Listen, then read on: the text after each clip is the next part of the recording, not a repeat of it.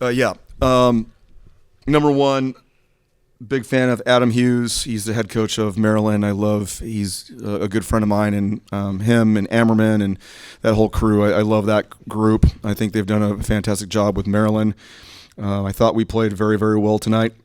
I was actually very pleased with the fact that we had a big win against Wisconsin. And typically what happens is there's that you feel comfortable and there's a letdown, right? So I tried to channel my inner Nick Saban on them. No, I didn't. Yeah. No, but but I was very pleased with our response tonight. So team hit 427. We held them to negative 047, and we blocked 12.5 balls in 3 sets. So I'm very pleased with how we came out and executed and had our focus level at a extremely high level all night.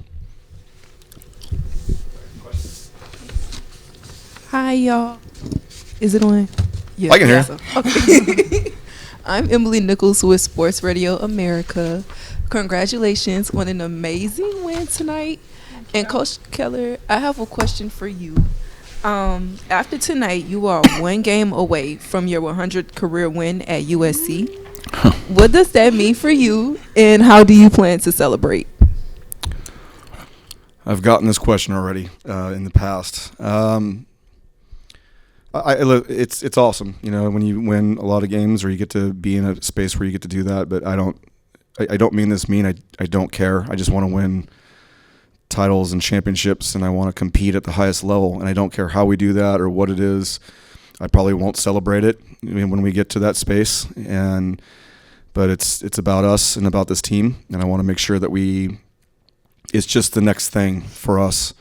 But thank you for recognizing it. I appreciate that. I didn't know that, actually. I didn't know that either. I'm so proud of you. I'm proud of you too now. Yeah, we're gonna celebrate. Okay. Great. I have another question for the coach. What's the pre and post game message to the team when you go into a game you're supposed to win? Yeah, I can answer that.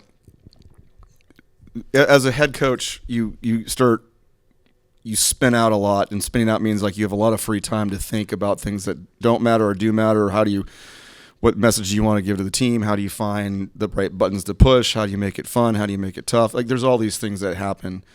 So this one, what bothered me quite a bit, because what I told the team was, and they can, it was Iowa, and then now it's Maryland, and it's going to be someone else's. Name me one player on that team, and no one answered me. And I go, well, they know who you are. And I go, when they know who you are, they're the most dangerous team on planet Earth, because they're hunting and you don't know what you're in for. And I think that Maryland has had a history of taking down giants, and they are well coached and well organized. They have arms all over the place. And I'll tell you what, not to live in the past, but that Iowa team was unbelievable how good they were. And we were in an absolute dogfight in the middle of nowhere, and we didn't know which way was up. And so at the end of the day, it's not even about the name on the jersey. It's the next opponent, and they are in your way. And so you're either going to do something about it or you're not, and that's it. And then how do you execute? How do you get fundamental? How do you execute? How do you get fundamental? All those things over and over and over again. And the last thing I will say, and I've said this before, good teams are highly motivated, and great teams are highly disciplined. And what makes the difference is you can be highly motivated, but it comes and goes in waves, because sometimes you don't want to wake up. Sometimes you're highly motivated to get up and go train, and sometimes you're not highly motivated to get out of bed. But if you're disciplined, you're going to do it no matter what. And so that's where we're going after. That's the message that we send. That's the thing I keep hammering over and over and over to them. Is that fair? Yeah. Just building on that, this question's from me. How would you describe the evolution of the team's discipline? I feel like we're a very disciplined team. We like to have fun. Like, we're a very fun group, but we know when to turn it on and stuff. And obviously we can become more disciplined, and this is what the season is for. And I feel like as the season goes on, we're showing more signs of discipline. It's just kind of consistency with that. It's a good question.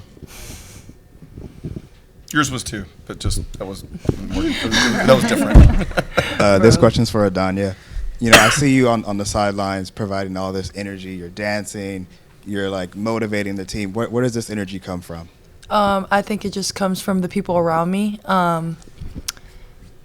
My grandma always says the best gift that you can give is your time, and I think I really value that, and I try to pour it into every single person that I encounter, and I feel like if you're not lit, what are you doing, So all the energy and all that kind of stuff comes from the bench, and it transfers on to the court, and I think, yeah, and everybody feeds off of it, so.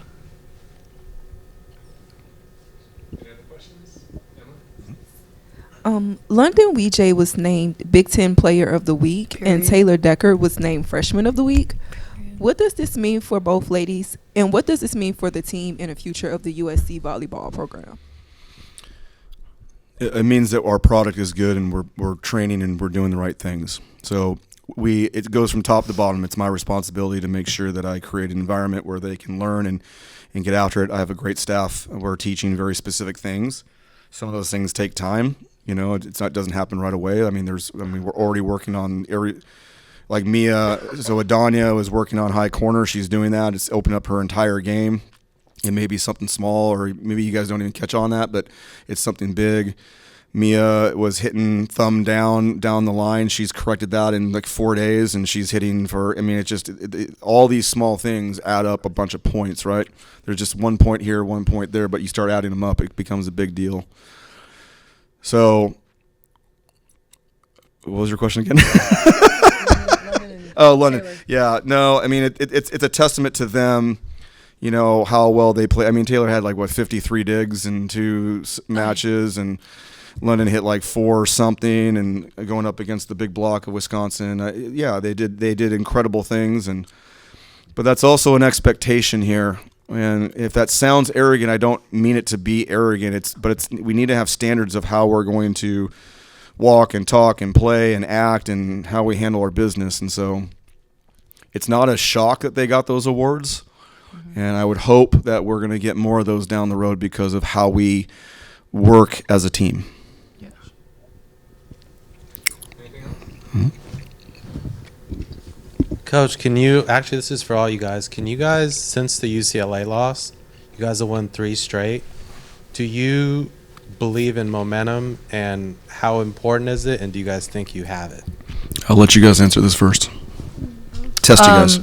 So I think after the UCLA loss, we felt that through and through, right after leading up into practice, and I think that game was a really big turning point for us, and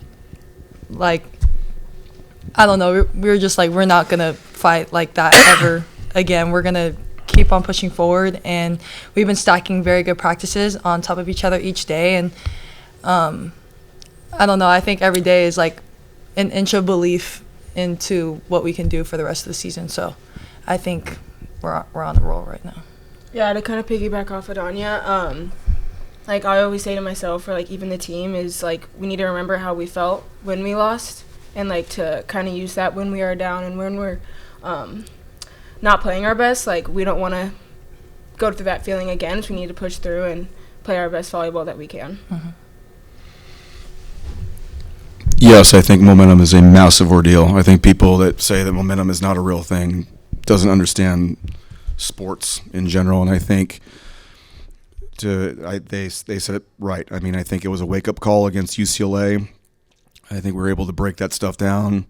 We had some tough practices. We were able to go on the road in very hostile environments and survive and then thrive.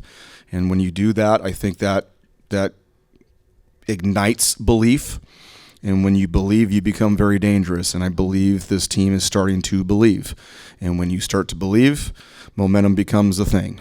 And so I think that's kind of where it is. Now, listen, we've got a really, really tough test coming on Sunday. This team we're playing is no joke. They are the real deal. All these teams are really, really good. But what do we do from right now? Are we going to go home and get rest? Are we going to show up tomorrow in the gym and stack another good practice? Are we going to be, deliberate in what we do? Are we going to respond instead of react? All those things I think matter as you start moving forward, and the dialogue changes, you walk differently, it just starts to change, and that's momentum, in my opinion.